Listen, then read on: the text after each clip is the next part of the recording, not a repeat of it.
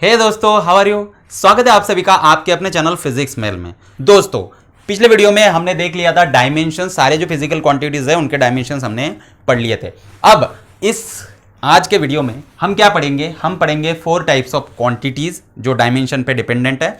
और दूसरा हम आज पढ़ने वाले हैं एप्लीकेशन ऑफ डायमेंशंस। तो हमने डायमेंशंस क्यों पढ़ रहे हैं हम, तो उसका जो आंसर है उसका आंसर आज हम यहाँ पे लेंगे।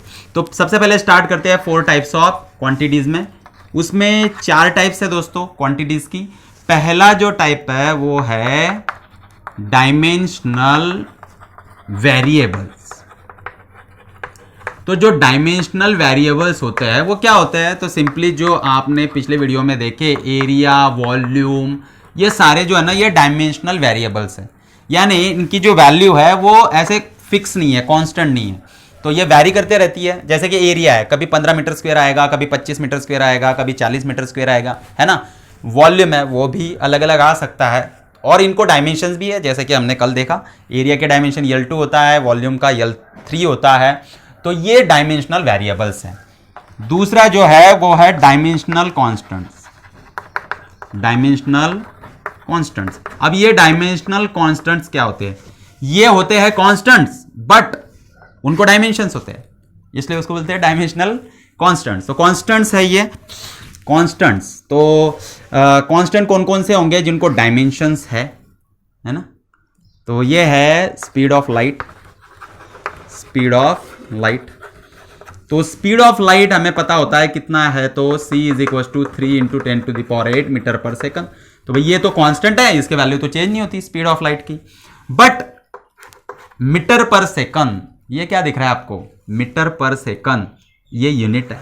और इसको यूनिट है तो डायमेंशन है कि नहीं देख लेते हैं। तो मीटर पर सेकंड यानी वेलोसिटी, वेलोसिटी के डायमेंशंस क्या आते हैं पता है आपको, कि L1 T-1 आते हैं। कल ही हमने निकाला वेलोसिटी के डायमेंशन, तो वो इसके लिए भी लागू होगा। तो इसको डायमेंशंस है ना, इसको डायमेंशंस है। वैसे ही ग्रेविटेशनल कांस्टेंट G, उसके वो भी एक डायमेंशनल कांस्टेंट है। कैसे, तो देखो मेरे पास है फोर्स, फोर्स का फॉर्मूला है according to Newton's law of gravitation. उसने फॉर्मूला दिया है G m1m2/r²। वेयर m1 और m2 क्या है, 2 मासेस। फोर्स क्या है, अट्रैक्टिव फोर्स, ग्रेविटेशनल फोर्स जो भी होता है मासेस के बीच, और उनके बीच का जो डिस्टेंस है वो क्या होता है, r होता है। ओके, तो ये r²। अब यहां से g अगर निकालना है मुझे, तो वो आएगा Fr²/m1m2। तो फोर्स किस में मेजर करते हैं हम, न्यूटन में। ये डिस्टेंस है, डिस्टेंस मीटर स्क्वायर में, और ये kg × kg²। तो ये हो गया उसका यूनिट। तो ये जो g है ना, इसकी वैल्यू प्रैक्टिकली जब मेजर की तो वो आई 6.67 × 10⁻11 न्यूटन मीटर स्क्वायर पर kg²। तो देखो ये कांस्टेंट है बट इसको क्या है, यूनिट भी है। ओके, तो यूनिट है तो डायमेंशंस भी होंगे, फाइंड आउट करके देखते हैं। तो न्यूटन यानी ये होता है फोर्स। तो फोर्स के डायमेंशन क्या है, m1 L1 T-2। अब दोस्तों ये जो फोर्स के डायमेंशन है ये कई बार आते हैं, बार बार आते हैं। तो इसको आप थोड़ा सा याद कर लो। ये जो डायमेंशन है m1 L1 T-2, उसको याद कर लेना, ठीक है। L2 मीटर स्क्वायर है, तो मीटर यानी लेंथ है, तो लेंथ की पावर कितनी है, 2 है। ओके, लिख दिया मैंने। डिवाइड बाय केजी यानी मास है, तो उसकी पावर क्या है, 2 है। बाकी लिखने की जरूरत नहीं जिनकी पावर 0 है।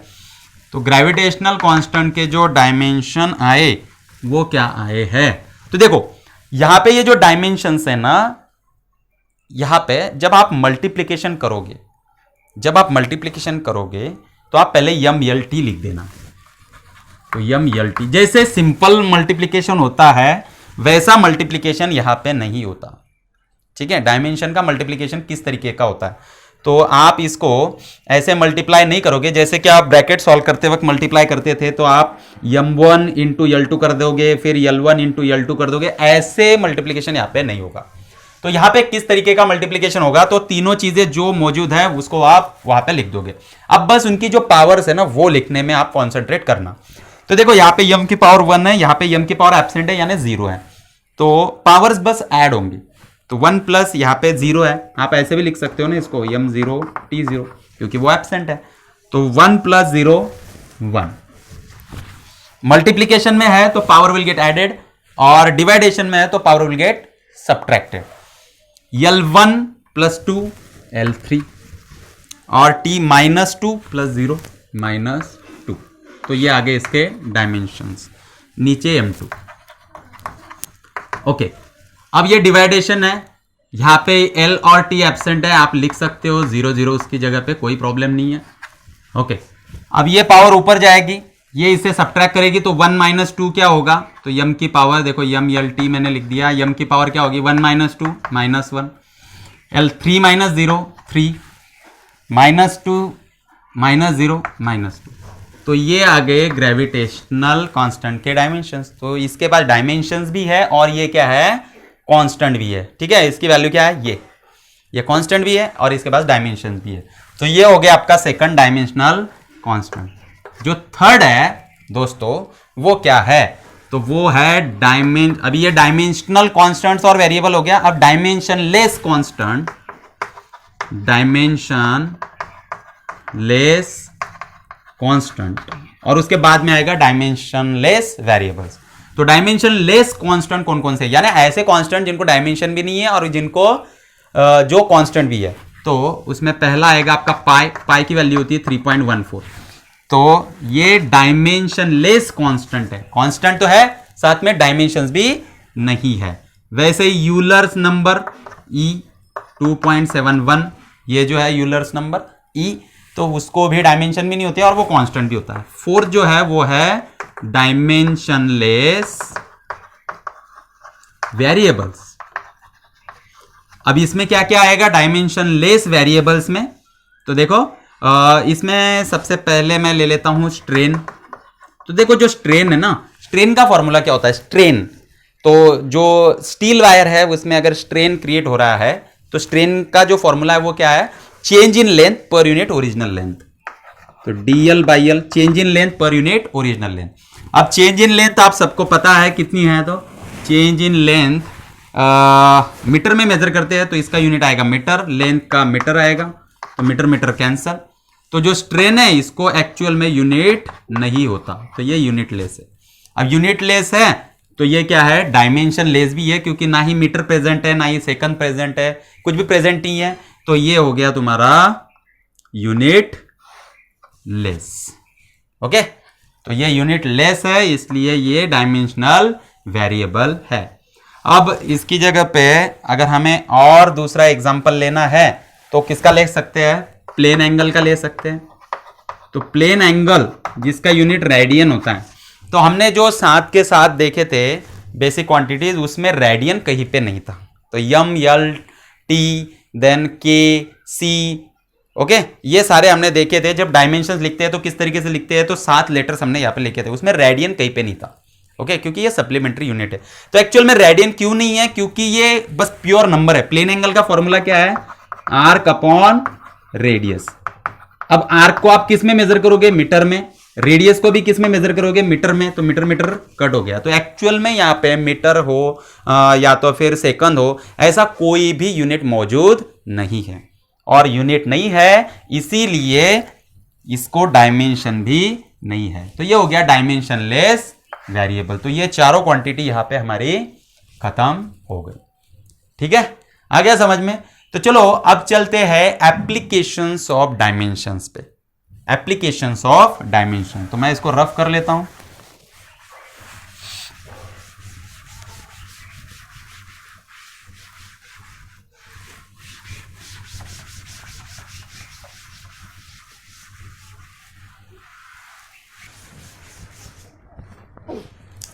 तो चलो दोस्तों सबसे पहले देखते हैं यहां पे कि जो एप्लीकेशंस है डायमेंशंस के वो क्या है। क्यों, क्योंकि हमने डायमेंशन जो पढ़े हैं, तो भाई क्यों पढ़े हैं हमने डायमेंशंस, तो चलो उसको देखते हैं। तो जो पहला एप्लीकेशन हमारा है वो है to check correctness of physical equation. तो भाई फिजिकल इक्वेशन सही है गलत, ये कैसे चेक कर सकते हैं आप, तो ये चेक करने के लिए हम डायमेंशंस को इस्तेमाल करते हैं। उसके पहले मैं आपको कुछ बेसिक बताता हूं। चलो दोस्तों, मुझे आप बताओ कि अगर मैंने 2 kg में 3 मीटर ऐड कर दिया तो आंसर कितना आएगा? बोलो जल्दी फटाफट, कितना आएगा आंसर? 2 kg प्लस 3 मीटर कितना आएगा? कंफ्यूज हो गए है ना? तो आप बोलोगे सर केजी और मीटर ऐड नहीं होते, है ना? तो इसके लिए आपको यूनिट क्या करने होंगे? सेम करने होंगे। तो याद रखो दोस्तों कि एडिशन अगर आपको दो क्वांटिटीज की करनी है तो उनके यूनिट सेम होने चाहिए, तभी वो ऐड होंगे। जैसे कि मैं अगर यहाँ पे 2 मीटर प्लस 3 मीटर पूछूं तो फिर आप आंसर दे सकते हो 5 मीटर। लेकिन अगर मैं 2 kg प्लस 3 मीटर पूछूं तो आप उसको ऐड नहीं कर सकते। तो वैसे ही अगर मैं डायमेंशन यल ले लूं, अभी हमारे पास 3 4 5 6 7 डायमेंशन है, उसमें से मैं एल को ले लेता हूं, ठीक है? तो मैं अगर ऐसे लिखूं यल प्लस यल तो इसका आंसर क्या आएगा? कई सारे लोग बोलेंगे इसका आंसर सर 2l आएगा।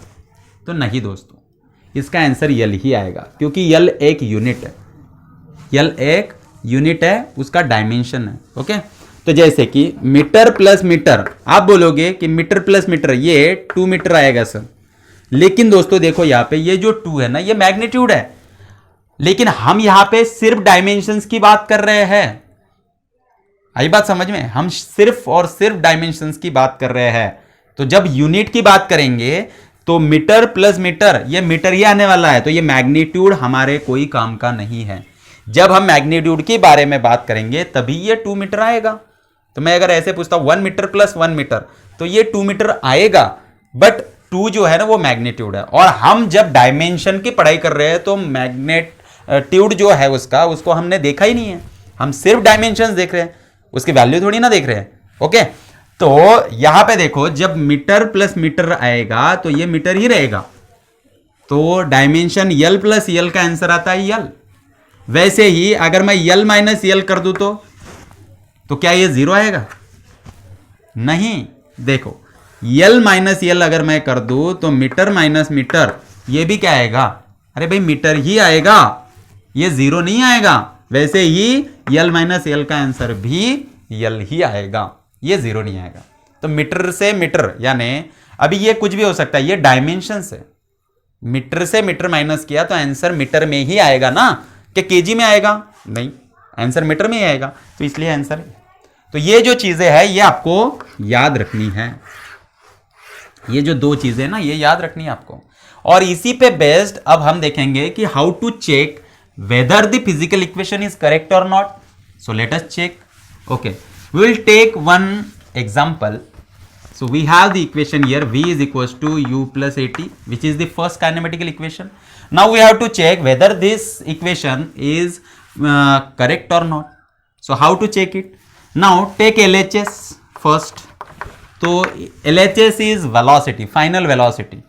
तो dimensions of velocity, इसका यूनिट क्या है? मीटर पर सेकंड। तो इसके जो डायमेंशन है वो क्या आएंगे इसके? तो देखो यहाँ पे हम लिख देते डायमेंशन MLT।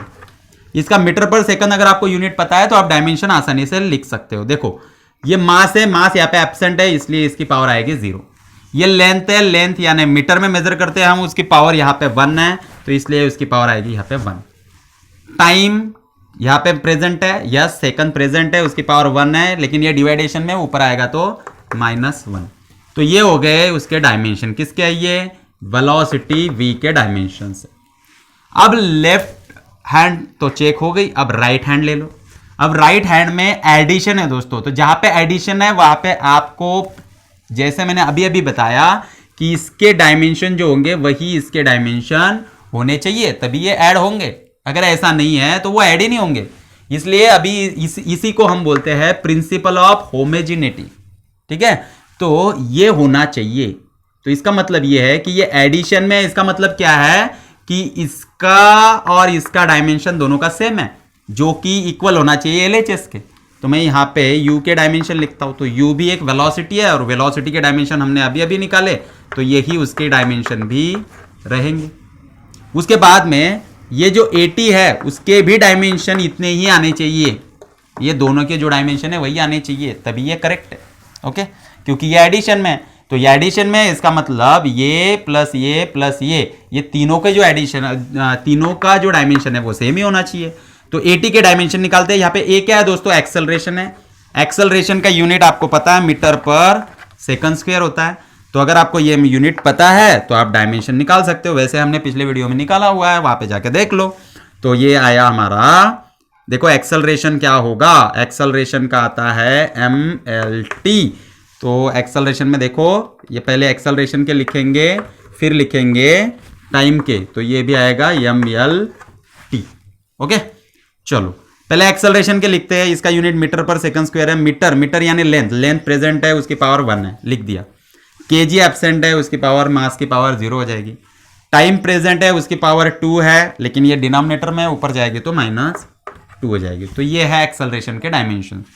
टाइम के डायमेंशन टी यानी टाइम है, टाइम के डायमेंशन सिर्फ टाइम प्रेजेंट है और उसकी पावर 1 है, इसलिए इसकी भी पावर 1, क्योंकि टाइम का जो यूनिट है वो सेकंड है, सेकंड की पावर 1 है, तो इसकी भी पावर 1, बाकी एब्सेंट है। ओके, अब ये दोनों मल्टीप्लिकेशन में ए और टी, दोनों मल्टीप्लिकेशन में तो डायमेंशन जब मल्टीप्लाई होते हैं तो मैंने आपको बताया कि पहले आप mlt जो भी टर्म्स मौजूद है, जो भी डायमेंशन मौजूद है उसको एज इट इज लिख दो। उसके बाद में पावर्स को ऐड करो तो 0 + 0 हो गया 0, 1 + 0 हो गया 1, -2 + 1 हो गया -1। तो -2 + 1 -1 होता है दोस्तों। तो ये आगे डायमेंशंस देखो, ये 80 के डायमेंशंस है। ओके, चलो अब चेक करो कि इसके डायमेंशन LHS और इसके डायमेंशन, ये तीनों के डायमेंशन सेम होने चाहिए। तो क्या सेम है? L1t - 1, L1t - 1, L1t - 1, हाँ सही है। तो इसका मतलब ये जो इक्वेशन है वो सही है। आगे आपको समझ में? ओके, चलो सेकंड एग्जांपल लेते हैं। ओके, सेकंड एग्जांपल क्या है? ये नंबर 1 है। नंबर 2 में अभी मैं सेकंड काइनेमेटिकल इक्वेशन लेता हूं आपके लिए। तो S = ut + 1/2 AT²। चलो ये इसके लिए निकालो तो क्या आएगा? देखो LHS लेते हैं पहले। LHS में S क्या है? S है डिस्प्लेसमेंट। ओके, तो डिस्प्लेसमेंट यानी लेंथ यानी मीटर में। ओके, तो इसका यूनिट हो गया मीटर, तो इसके डायमेंशन हो गए L1। M और T एब्सेंट है, उनकी पावर 0 है, लिखना है तो लिखो, नहीं लिखा तो कोई बात नहीं है। अब ये जो RHS है, RHS ये टर्म और ये टर्म दोनों एडिशन में, यानी दोनों के डायमेंशन सेम होने चाहिए तभी ये ऐड हो पाएंगे, क्योंकि मीटर ऐड होता है मीटर में और सेकंड में ऐड होता है। तो जब डायमेंशंस या तो फिर यूनिट सेम होंगे तभी तो उनके एडिशन होगी। इसका मतलब ये जो टर्म है और ये टर्म है, इनके डायमेंशंस कैसे होने चाहिए? सेम। और वो कितने होने चाहिए? = LHS होने चाहिए, तभी ये जो इक्वेशन है ये फिजिकली करेक्ट है। तो U के डायमेंशंस क्या है? U के डायमेंशंस है आपके, अभी अभी आपने निकाले, क्या है? ये है m0 L1 t - 1 और t के डायमेंशन है t1। तो अगर मुझे ut के डायमेंशन निकालने हैं तो दोनों का मल्टीप्लिकेशन हो जाएगा, m0 L1 t - 1 और यहाँ पे आएगा t1। तो पहले क्या करेंगे? mlt को लिख देंगे, बस पावर को ऐड करो तो यहाँ पे 0 है, यहाँ पे भी 0 है, तो 0 + 0। अभी यहाँ पे लिखा नहीं है, इसका मतलब 0 है। L की पावर यहाँ पे एब्सेंट है, 1 + 0 1, -1 + 1 0। तो देखो इसके भी डायमेंशन क्या आ गए? = दिस LHS। यहाँ पे सिर्फ L1 है, m0 है, t0 है, तो बिल्कुल वैसे ही है। तो ये यहाँ तक तो करेक्ट आ गया। अब देखते हैं 1/2 AT² के लिए। तो यहाँ पे लिख दो। देखो 1/2 को कोई भी डायमेंशंस नहीं होते, तो वो उसके डायमेंशन हम नहीं लिखेंगे। एक्सेलरेशन के डायमेंशंस हमने अभी अभी निकाले थे। क्या थे एक्सेलरेशन के डायमेंशन? ये थे। ओके, क्या है वो? L1 t - 2 और t²। तो t यानी टाइम, तो t का स्क्वायर है, तो उसके डायमेंशन की पावर 2 हो गए। बस यहाँ पे m लिख दो, L लिख दो, t लिख दो। पावर चेक करो तो यहाँ पे m एब्सेंट है यानी 0, यहाँ पे भी 0, तो उसकी पावर हो गई 0। यहाँ पे L1 1, यहाँ पे एब्सेंट है यानी 0, 1 + 0 1, ये -2 + 2 0। तो ये देखो 1/2 AT² के जो डायमेंशन है वो भी m0 L1 t0, यानी इसके भी L1, इसके भी L1, इसके भी L1, यानी ये जो फिजिकल इक्वेशन है वो क्या है? करेक्ट है ना? तो देखो दोस्तों, हमें समझ में आ गया कि फिजिकल इक्वेशन को कैसे चेक किया जाता है। आपको क्या करना है? लेफ्ट हैंड साइड और राइट हैंड साइड को क्या करना है? मैच करना है। डायमेंशन सेम आने चाहिए LHS और RHS की हर टर्म के। अगर कोई टर्म एडिशन में है या तो सब्ट्रैक्शन में है, तो हर एक टर्म का डायमेंशन लेफ्ट हैंड जो LHS साइड है उसके बराबर होना चाहिए, तभी वो करेक्ट है। आ गया समझ में? चलो,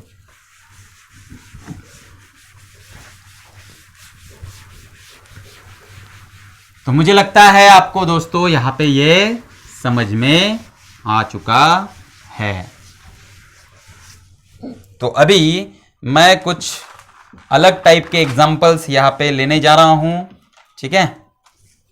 अब देखो, कई बार क्या होता है कि फिजिकल इक्वेशन जो है वो इनकरेक्ट होता है, लेकिन वो डायमेंशनली करेक्ट होता है। कई बार ऐसा हो जाता है। इसलिए यहां पे एक चीज याद रखो कि जो डायमेंशनली करेक्ट इक्वेशन है, जो डायमेंशनली करेक्ट इक्वेशन है, वो या तो करेक्ट हो भी सकता है या तो फिर नहीं भी हो सकता है। इज आइदर करेक्ट और इनकरेक्ट, ये चीज आप याद रखना। देखो, डायमेंशनली करेक्ट है, इसका मतलब जरूरी नहीं है कि वो जो इक्वेशन है वो करेक्ट ही हो सकता है कि वो इनकरेक्ट भी है इक्वेशन, ऐसा हो सकता है। लेकिन अगर डायमेंशनली अगर इनकरेक्ट इक्वेशन है, इक्वेशन इनकरेक्ट हो गया डायमेंशनली, तो इसका मतलब वो फिजिकल इक्वेशन डेफिनेटली इनकरेक्ट है। So it is definitely incorrect. तो जो फिजिकल इक्वेशन है वो डेफिनेटली इनकरेक्ट होगा। देखो, डायमेंशनली अगर करेक्ट है तो इसका मतलब दो चांसेस है, या तो वो इक्वेशन करेक्ट होगा या तो फिर इनकरेक्ट होगा। लेकिन अगर वो डायमेंशनली इनकरेक्ट है, डायमेंशनली करेक्ट नहीं है, तो वो डेफिनेटली इनकरेक्ट ही होगा। आया समझ में? नहीं आया? चलो मैं इक्वेशन के साथ समझाता हूं आपको। चलो, मैंने आपको एक इक्वेशन दे दिया, v square is equal to u square plus 4as, ये इक्वेशन, और मैंने बोला कि इसकी डायमेंशनल करेक्टनेस चेक करो। तो आप कैसे चेक करोगे? तो पहले LHS लोगे। तो LHS क्या है आपका? वी स्क्वेयर, वेलोसिटी का स्क्वेयर। तो वेलोसिटी के डायमेंशन आपने अभी अभी देखे थे, L1 t-1 और उसका स्क्वेयर, यानी ये आ गए L2 t-2। तो ये LHS के डायमेंशन है। चलो, RHS में इस टर्म के और इस टर्म के सेम होने चाहिए। तो इस टर्म के क्या है? यू स्क्वेयर, ये भी वेलोसिटी है, यानी उसके फाइनल वेलोसिटी, ये इनिशियल वेलोसिटी। तो वेलोसिटी है इसलिए डायमेंशन वही आएंगे। डायमेंशन तो चेंज नहीं होने वाले, इनिशियल या तो फिर फाइनेंशियल, फाइनली है, इसलिए डायमेंशन थोड़ी चेंज होंगे। तो जो यू स्क्वेयर है उसके भी डायमेंशन वही आ गए। अब आपको बस चेक करना है 4as के डायमेंशन क्या होंगे? तो 4 के डायमेंशन नहीं होते क्योंकि वो कांस्टेंट है। एक्सेलरेशन का डायमेंशन होता है L1 t-2, और जो डिस्प्लेसमेंट है उसके डायमेंशन होते हैं L1। तो अगर आप इनको मल्टीप्लाई करते हो तो LT, m तो 0 ही है, तो मैंने नहीं भी लिखा तो भी चलेगा क्योंकि हम यहाँ पे भी एब्सेंट है, यहाँ पे भी एब्सेंट है। अब ये L1 और ये भी पावर L1, ओके। तो L1 + 1 2 पावर हो जाएगी, और यहाँ पे एब्सेंट है तो -2 + 0 -2। तो इसके 4as के डायमेंशन ये हो गए। तो देखो, ये डायमेंशन और ये डायमेंशन तीनों भी सही है, तीनों डायमेंशन सही है। तो डायमेंशनली ये जो इक्वेशन है ये करेक्ट है, बट वो फिजिकली रॉन्ग है। क्यों? क्योंकि असल में ये जो इक्वेशन है दैट यू नो क्या है, ये है v square is equal to u square plus 2as, जो कि थर्ड काइनेमेटिकल इक्वेशन है ना। इंटरेस्टिंग। तो आया आपको समझ में? तो ये चीज आप याद रखना है। तो भाई, डायमेंशनल करेक्टनेस आपने चेक कर लिया और आप बोलोगे कि सर ये जो फिजिकल इक्वेशन है वो करेक्ट है, गलत है, ऐसा नहीं होता। तो डायमेंशनली करेक्ट है, इसका मतलब करेक्ट भी हो सकता है, इनकरेक्ट भी हो सकता है। लेकिन डायमेंशनल करेक्टनेस क्यों चेक करना है? क्योंकि भाई डायमेंशनली अगर इनकरेक्ट है तो इसका मतलब वो इक्वेशन डेफिनेटली इनकरेक्ट है। आ गया समझ में? चलो आगे चलते हैं। अब मैं आपको कुछ अच्छे क्वेश्चंस यहां पे पढ़ा देता हूं जो प्रीवियस ईयर में आ चुके हैं, सो दैट आपको कोई प्रॉब्लम नहीं होगी। अगर आप ये वीडियोस कंटिन्यूअसली देखते हो तो आपको कहीं पे कोई प्रॉब्लम नहीं होगी। न्यूमेरिकल्स कैसा भी आ जाए आप आसानी से उसको सॉल्व कर सकते हो। तो चलो यहां पे हम देखते हैं कौन कौन से हमारे पास क्वेश्चन है। तो देखो, सबसे बढ़िया क्वेश्चन हमारे पास है इफ स्लैब टाइम स्पीड। तो मैं यहां पे एग्जांपल लिख देता हूं, if slab times speed equals power, comma, what is the dimensional formula? What is the dimensional formula for slab? देखो ये कुछ इस तरीके सा आपको एक एग्जांपल दिया और आपको क्या करना है, उसको सॉल्व करना है। देखो यहाँ पे क्या दिया है, इक्वेशन दिया स्लैब टाइम स्पीड। तो ये जो वर्ड्स है ना, इसको इक्वेशन में कन्वर्ट करो। यहाँ पे क्या दिया, स्लैब टाइम स्पीड आपको दिया है, स्लैब टाइम स्पीड। इसको कैसे लिखेंगे, इसको लिखेंगे स्लैब टाइम्स स्पीड, यानी क्या होता है मल्टीप्लीकेशन। टाइम्स का मतलब क्या है, मल्टीप्लीकेशन, टाइम्स मल्टीप्लाई। मैंने बोला 2 टाइम्स, तो आप क्या करोगे 2 टाइम्स एक्स, यानी 2 इंटू एक्स। मैंने बोला 5 टाइम एक्स, 5 इंटू एक्स। आया समझ में? तो वैसे ही स्लैब टाइम्स स्पीड, यानी slab into speed is equal to power. Okay, अब आपको पूछा है डायमेंशनल फॉर्मूला, यानी डायमेंशंस निकालने किसके, स्लैब के। तो भाई स्लैब का फॉर्मूला निकाल लो। तो स्लैब इज इक्वल टू होगा पावर अपॉन स्पीड। तो पावर क्या है, तो पावर के फॉर्मूला और उसके क्या निकालने पड़ेंगे, डायमेंशन। तो हमें यहां पे लगेंगे पावर के डायमेंशन। तो पावर का यूनिट क्या है और डायमेंशन क्या है, तो हमने पिछले वीडियो में देखा है। आपको अगर डिराइव करते आता है तो डिराइव करो, या तो फिर वहां से कॉपी पेस्ट कर लो। ठीक है, चलो मैं आपको बताता हूं। यहां पे देखो फोर्स के, मैंने आपको बोला कि याद कर लो। तो फोर्स के है m1 L1 T-2, force into length होता है आपका, या तो फिर फोर्स इंटू डिस्प्लेसमेंट होता है। वर्क डन, तो मुझे वर्क डन निकालना है, तो डिस्प्लेसमेंट इससे मल्टीप्लाई करना होगा, यानी पावर हो जाएगी 2 अपॉन वर्क अपॉन टाइम जो है वही आपका होता है पावर। तो ये t ऊपर जाएगा, तो ये -1 वहां पे ऐड होगा, तो ये -3 हो गया। तो ये है पावर के। पावर के डायमेंशंस क्या है, m1 L2 T-3। तो दोस्तों मैं उसको याद करके नहीं रखता, बाकी चीजों को 1-2 याद रखना, जैसे कि फोर्स के, और फिर वो वही के वही डिराइव कर लेना। ज्यादा टेंशन लेने की जरूरत नहीं है। वैसे ही चलो स्पीड, अभी स्पीड यानी क्या है, वेलोसिटी। वेलोसिटी के जो डायमेंशन है वही स्पीड के रहेंगे। तो वो होगा, वो तो मुझे याद है, L1 T-1। बस स्लैब के निकल जाएंगे। अब मैंने आपको बोला है m/L/T को एज इट इज लिख दो। अब देखो m की पावर यहां पे प्रेजेंट है, यहां पे नहीं है, यानी 0 है, तो ये हो गया 1 ही। L की पावर यहां पे 2 है, यहां पे 1 है, और ये डिवाइडेशन है, तो सब्ट्रैक्शन होगी पावर की, तो 2 - 1 1, देन -3, और ये माइनस ऑफ -1 है, तो -3 माइनस ऑफ -1 मीन्स +1, -3 + 1 ये हो गया -2। तो m1 L1 T-2 ये हो गए तुम्हारे स्लैब के डायमेंशंस। और ये किसके डायमेंशन है, अरे भाई फोर्स के है। किसके डायमेंशन है, फोर्स के। तो स्लैब का मतलब होता है आपका यहां पे फोर्स। ठीक है, स्लैब का मतलब क्या हो जाएगा, फोर्स। तो आ गया दोस्तों आपको समझ में। चलो, तो न्यूमेरिकल मुझे लगता है आपको समझ में आ गया। अभी और एक न्यूमेरिकल है जिसको हमें सॉल्व करना है। तो आपको ऐसे इक्वेशन दिया है f = a + bx, ये इक्वेशन आपको दिया है, और आपको बोला है कि x क्या है, x है डिस्टेंस, या तो फिर आप उसको डिस्प्लेसमेंट बोल सकते हो, और ये है फोर्स, f है फोर्स। तो आपको क्या करना है, आपको a एंड b के जो डायमेंशंस है उसको क्या करना है, निकालना है। तो a एंड b नहीं निकालना है, आपको a एंड b के डायमेंशंस निकालना है। ओके, तो ये इक्वेशन आपको दिया है। अब डायमेंशन कैसे निकालेंगे, आप पहले बात ये समझ लो कि फोर्स के जो डायमेंशन होंगे, हमें पता है ये इक्वेशन है, और ये डायमेंशनली आपको जो फिजिकल इक्वेशन है वो करेक्ट आपको बोला है कि ये करेक्ट है ये इक्वेशन, तो आपको इसके हिसाब से ही निकालना। तो इसका मतलब क्या होगा कि जो फोर्स के डायमेंशन होंगे वही ए के भी डायमेंशन होंगे, और वही bx के भी डायमेंशन होंगे। तो मुझे ए के डायमेंशन तो मिल गए, क्या है वो, m1 L1 T-2। तो इसके तो डायमेंशन मुझे मिल गए ए के, क्यों, क्योंकि जो फोर्स के हो गए LHS के वही इसके होने हैं, वही इसके होने हैं, अभी तो पढ़ा हमने। ओके, अब bx के डायमेंशन आपको चाहिए, तो bx के डायमेंशन भी फोर्स के बराबर होंगे, तो bx = फोर्स। तो आपको b चाहिए, तो b = फोर्स बाय x।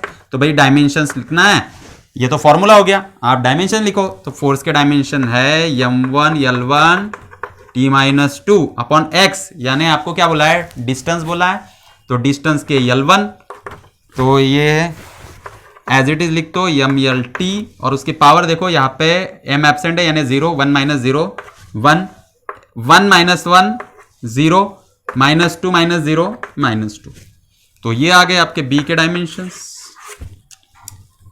देखो कितना आसान है ना।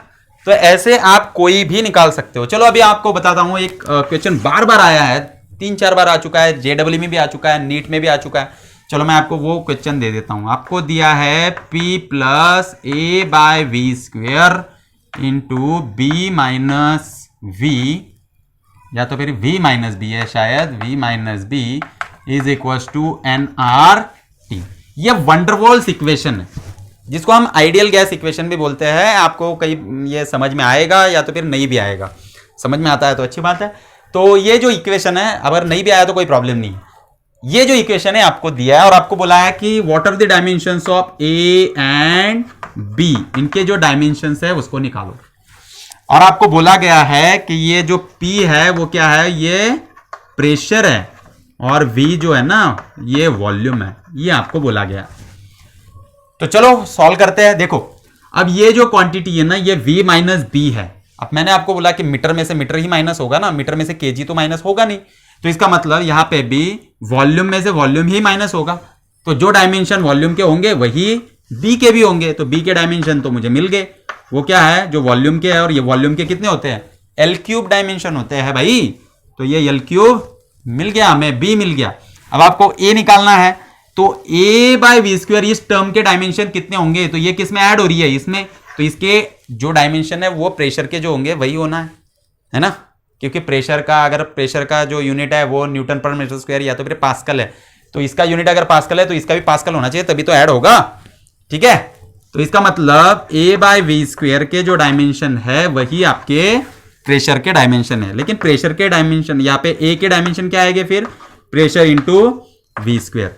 तो प्रेशर के डायमेंशन तो आपको पता है क्या है, तो pressure is force upon area, तो ये आएगा m1 L minus 1 T minus 2। देखो L1 था फोर्स अपॉन एरिया, एरिया का L2 ऊपर गया -2, तो 1 माइनस 2 माइनस 1, तो L के -1 हो गए इनटू। समझ में आया होगा तो ठीक है, नहीं तो प्रेशर के वहां से कॉपी पेस्ट करो या तो फिर देखो कि कैसे सॉल्व किया हुआ है।